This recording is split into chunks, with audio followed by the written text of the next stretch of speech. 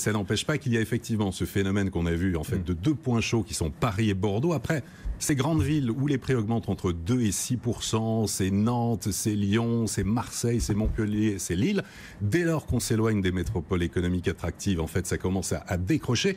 Et on a des villes qui sont quand même des villes bon marché, il ne faut pas l'oublier. Il y a des villes à moins de 2000 € du mètre carré où vous pouvez avoir un appartement. C'est le cas de Reims, c'est le cas de Dijon, c'est le cas d'Angers, bien sûr, Le Havre et Saint-Étienne également. Et puis, dans les zones rurales, alors ça décroche littéralement, moins 15% en moyenne. Je regardais, parce que j'aime bien voir le Perche. Le Perche, c'est un endroit qui était très à la mode il y a quelques années, où beaucoup de Parisiens allaient. On est à 170 km de la capitale pour avoir leur résidence secondaire et être près d'un golfe, d'une forêt. Et ben aujourd'hui, vous avez dans le Perche des maisons, mais par dizaines, vingtaines, trentaines, qui sont des maisons de 4 pièces, vendues entre 40 000 et 50 000 €. Ça, c'est le témoignage véritablement d'un décrochage et d'une fracture des territoires. Et encore, vous parlez là des maisons qui arrivent à se vendre. Il y a tout ce marché fantôme, il y a tout le marché fantôme des maisons qui n'arrivent pas à se vendre. Elles ne sont pas encore vendues. Alors, on va pouvoir parler des délais de vente, effectivement, parce que là, on voit que les délais de vente sur Paris continuent. Parce qu'on se focalise toujours sur les histoires de prix au mètre carré, etc. Mais le véritable indicateur, c'est celui-là. C'est un très très bon indicateur, et on voit que dans certaines zones en campagne, on est à 200 jours. Pouah. Alors qu'on est aux alentours de 60 et même dans certains quartiers à 50 jours sur Paris. Donc voilà, c'est le bon indicateur de l'appétence des acheteurs, parce que c'est quand même, il faut avoir des acheteurs pour vendre. Donc si personne ne vient et ne visite la maison, on se retrouve avec des 200, des 300 jours. D'ailleurs, on l'a déjà dit souvent, que ce soit les agents immobiliers, mais tous les spécialistes et professionnels du secteur scrutent effectivement ces délais de vente, et a priori, en gros, le cap à pas franchir, c'est celui des 100 jours. C'est une fois qu'on a franchi les 100 jours, c'est qu'il y a un bug. C'est que soit les prix sont trop chers, soit l'offre ne correspond pas à la demande. Enfin, il y a quelque chose qui ne va pas. Là, on est quand même sur une moyenne nationale qui est nettement en dessous des 100 jours. Je crois qu'on est même toujours autour de 90 jours. Donc là, on est quand même sur un marché qui reste fluide, même si on parle de ralentissement, etc. On est quand même sur un marché qui se porte plutôt. Mais l'écart type, c'est-à-dire la différence entre l'endroit où on met le plus de temps à vendre et celui où ça part le plus facilement, il est en train de se distendre complètement. Mais juste pour ajouter effectivement que dans les grandes métropoles... Et le cas de Paris, oui, surtout. Oui, le cas de Paris, juste 2 secondes, Cédric, pour dire vraiment, pour illustrer ce déséquilibre qu'il y a entre l'offre et la demande, notamment la pénurie de logements. On commence à manquer de biens dans les grandes villes. C'est la Forêt qui indique pour un 3 pièces, 6 acquéreurs potentiels, pour un 2 pièces, 9 acquéreurs potentiels, et pour un studio, 11 acquéreurs potentiels, ce qui traduit aussi la tension qu'on a sur les prix dans les grandes villes. Bon. Sur Paris, le cas, les 9000, puis les 9002, puis les... c'est déjà 9004 selon certains.